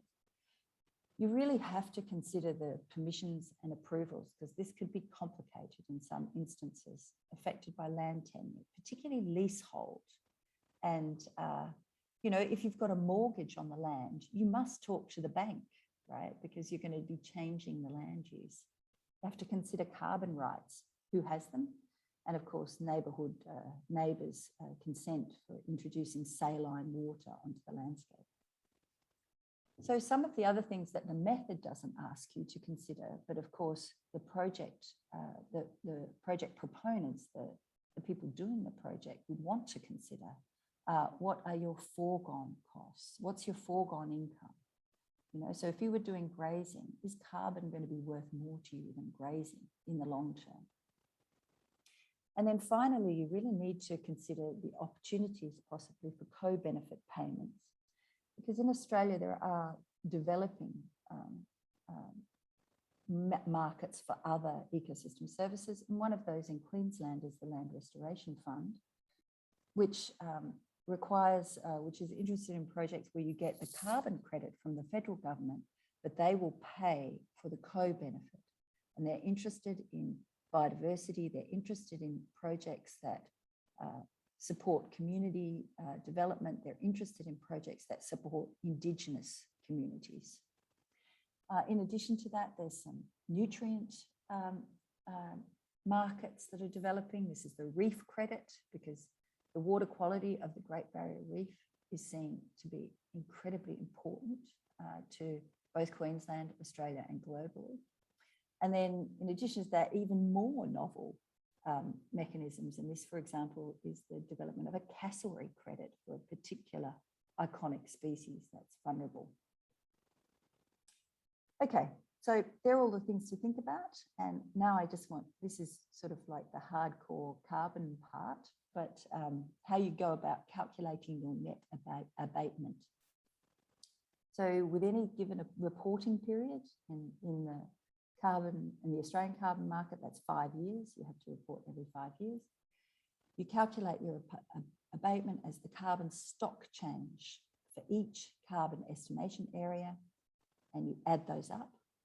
You add any avoided emissions from the baseline, which is anything that you've avoided by doing the project. So it could be nitrous oxide emissions from sugarcane or methane emissions from flooded pasture. And then you subtract from that any ecosystem transition emissions that occurred. Right? So if you look at that, it looks like this. This is the equation. I won't walk you through it, but this is actually the equation that will go into the legislation, because all of these methods are actually pieces of legislation that are passed, signed off by the minister and entered into the permanent record of governments of Australia. And then this is, of course, the project greenhouse gas emissions, which is slightly more complicated. But, you know, you can see that these are actually sort of fairly simple calculations to make once you have the project going. You have to know the ecosystem extent or the extent of the land that you are working on, but the rest of those factors are generated from the model that underpins the method. So because it's a model, the government is also releasing something that is called BlueCam that we have worked on. It is a simple calculating tool in Excel, and it's regionalized, and it has a range of data inputs that you're required: tidal range, elevation, land uses, the extent of different land uses and vegetation types, transition emissions, permanence period, fuel use, because of course, if you're doing a lot of heavy machinery work, then you would want to count the fuel that's used in the project, and the output is the net abatement. So it looks something like this. I know this is quite complicated, but you know, you have the dates of the projects over here, the permanence period, tidal range, elevation. We've got 100 hectares of something that was sugarcane in the baseline and changed to mangroves. And then down here, you have the adjusted abatement over time, given your permanence period and other discounts that they may apply. Okay, so, you know, we've been doing that and we've developed that. But one of the things that, as Dan said, is one of the most important things to understand is what the opportunities are for using this method. And one of the case studies we've done is for the wet tropics of Australia. So this is the region where we have, you know, really wet tropical vegetation. It's quite small. So, and there the land has been drained largely for sugarcane. And then where sugarcane has failed, it's converted to grazing. So we assessed grazing and sugarcane land. We looked at incomes from agriculture, elevation, whether those sites were a wetland before. We have fabulous mapping in Queensland that says what the land was before it was grazing or sugarcane. We looked at the benefits for carbon. So we sort of deployed a modified version of the blue carbon method because this study happened in parallel. We looked at the biodiversity benefits, particularly by looking at connectivity of the site to creeks and other waterways and national park land. And we looked at the potential benefits for water quality by making an indicator. So in this region, we identified about 5,000 hectares, over 316 sites that would be profitable for restoration. So carbon would pay. They were many small parcels of land that really are going to be challenging to scale up, and that's one of our challenges in Australia. But the land that would be available would be doubled, at least, with a higher payment, whether that would be a payment for additional benefits or a higher carbon price. So the truth is that in Australia, once you have an Australian carbon credit unit, you don't have to sell it for $14 or $16 a tonne, which is the government price. You can sell it on to to industry for a much higher price if they are interested in that particular kind of credit. So, for example, in Australia, the Indigenous communities sell carbon credits for a burning methodology that reduces emissions, and they sell them not for $14 a tonne, but for $25 and $30 a tonne, because of the willingness of industry to to pay for co-benefits, basically to pay for corporate goodwill and great branding, right? So there is a range of prices that might be paid and might make these projects more attractive, right? So at the moment, we're rolling this approach out to other regions. We're looking at historically drained and bunded landscapes, and there's a number of those kinds of resources we can use. The drainage is often mapped in many states. There's large areas of landscape that have been influenced. Our challenge is to kind of work out how to map these so that people know where the opportunity is. And I just wanted to give you one example. This is a station that's owned by a traditional owner community. So they own the land, and they started a project to introduce the tides to help them manage weeds that were costing them a lot to control, because that's a regulation to control those weeds. So they do cattle and tourism venture. This is not a carbon project, but if you want to follow it, you can see it sort of demonstrates the feasibility of introducing tides to achieve great outcomes.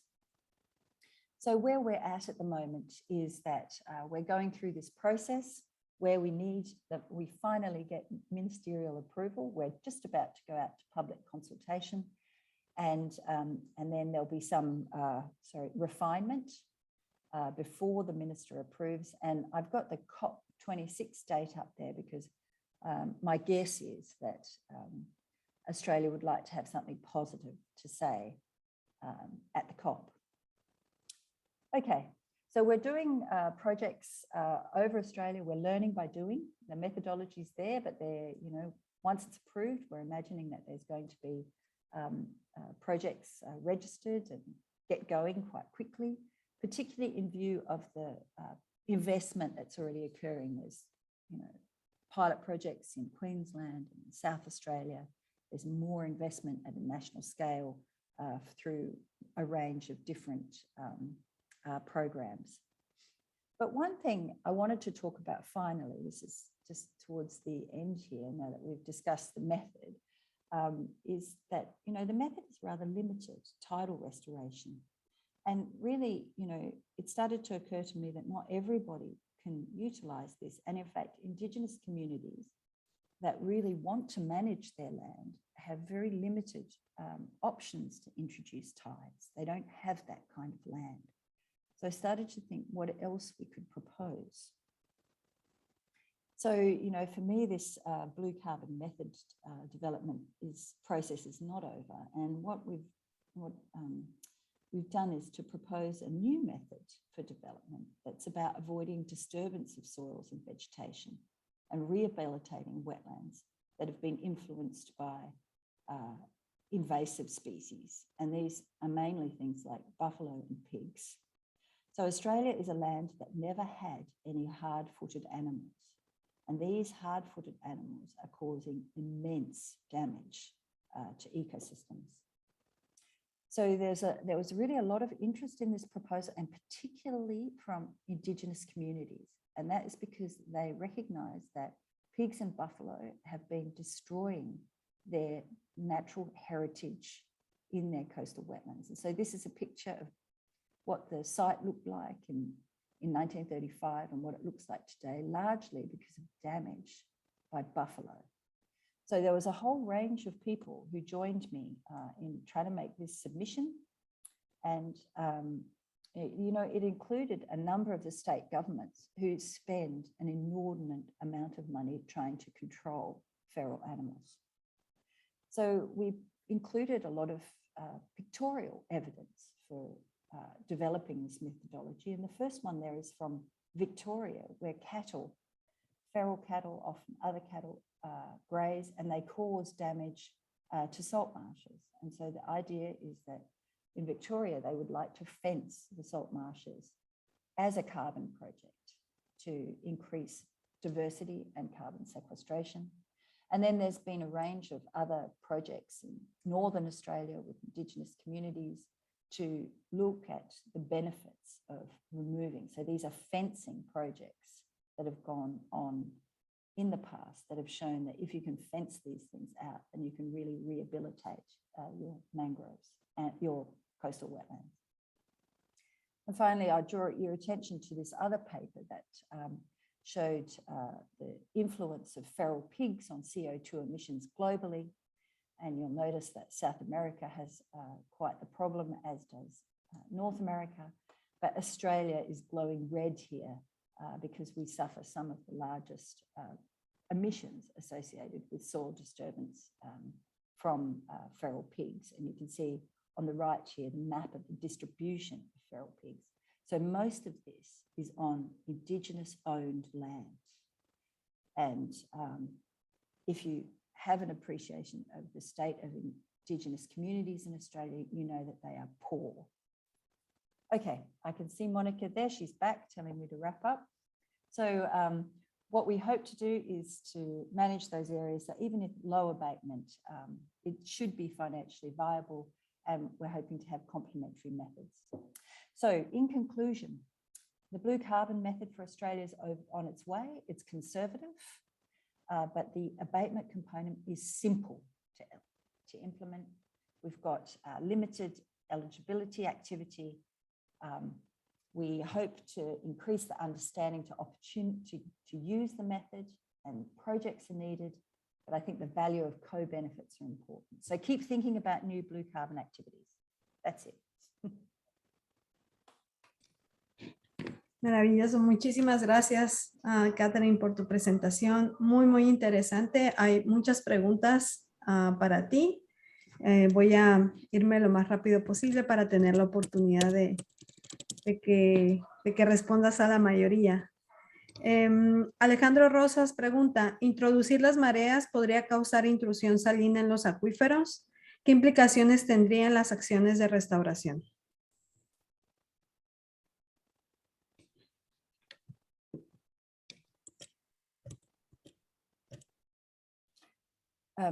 The hydrological assessment that is ahead of doing any project is asks you to consider those risks. So if there are risks to, for example, ecological communities that are important, if there are risks to groundwater, then the project would not be permitted, right? So, you know, there are a lot of restrictions around the projects that basically the project proponent has to demonstrate that there is limited risk. Muchas gracias. La siguiente pregunta es de Joana Costa. Hola, Joana. Joana menciona, qué interesante el concepto de Carbon Estimation Areas. ¿Ya está publicada la metodología? ¿Nos la podría compartir?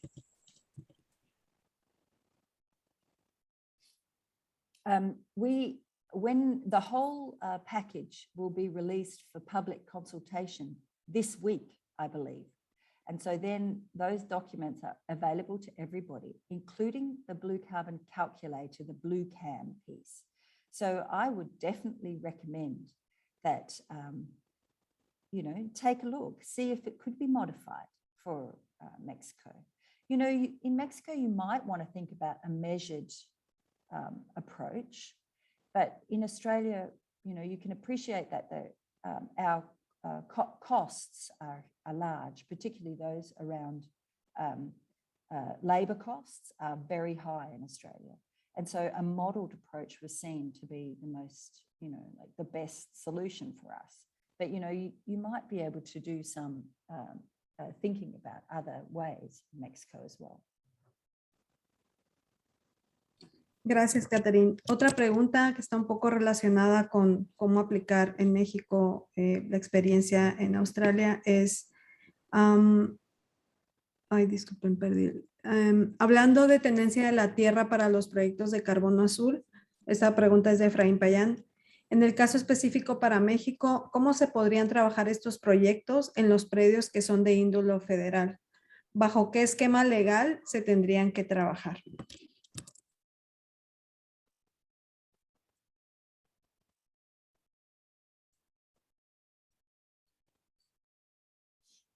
I think I'm not an expert enough on Mexican land tenure to answer that. I would say in Australia, this is my feeling at the moment, the easiest projects to do in terms of land tenure would be ones on Indigenous land, because Indigenous people own the land and the carbon rights, right?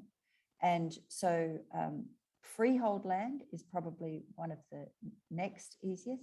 We have actually a lot of local governments that are going to do projects on local government land, right?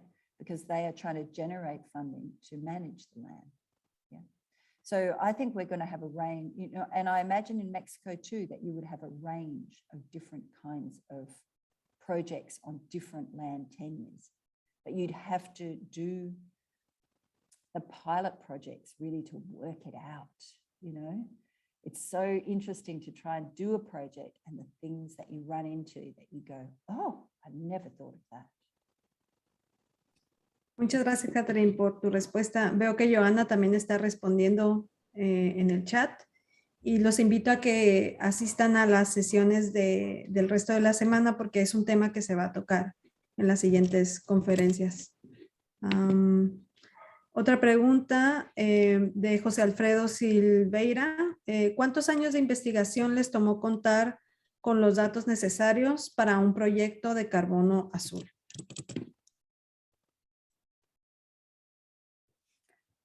I think the Serrano et al. Paper was a compilation that was done over 3 years.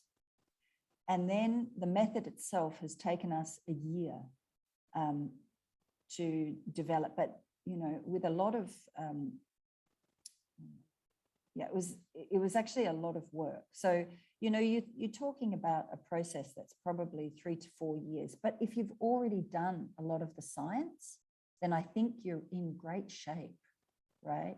So each time we do these things, not everybody doesn't have to reinvent the wheel, So I think, for Mexico, I would definitely say a regional approach is probably a good one, right? Because of the variation in climate.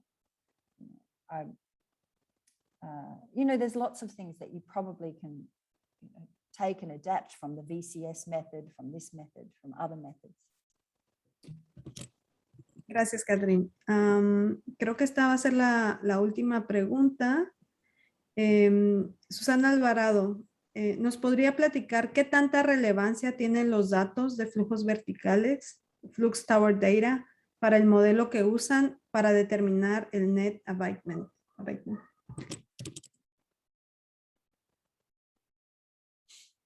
So we used some data from flux towers in the data that underpins the model. Mainly those came from, was actually methane emissions, because we had few methane emission data from alternative land uses. So we actually don't have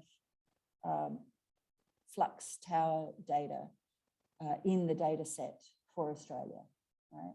So most of these data that came from were from lead-210 dating of sediments and biomass accumulation in plots. Excelente. Muchísimas gracias, Catherine. Con esto cerramos la sesión del día de hoy. Quiero agradecer de nuevo a Daniel y a Catherine por sus maravillosas presentaciones. Agradezco también, por supuesto, a todas las personas que estuvieron participando y quienes se tomaron el tiempo de estar con nosotros.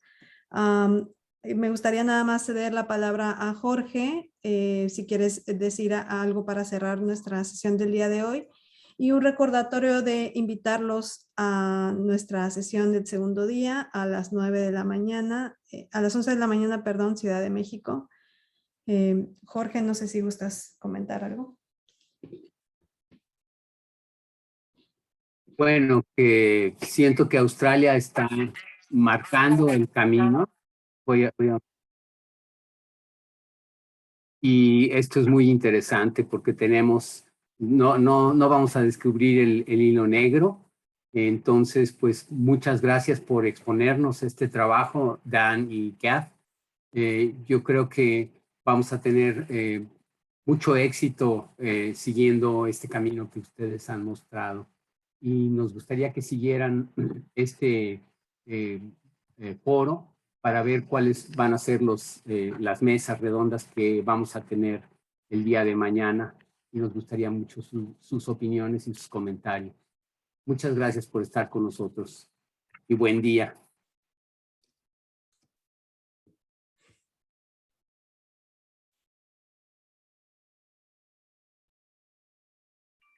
Perfecto, eso sería todo. Pues muchas gracias. Nos vemos mañana. Bonita tarde o bonito día.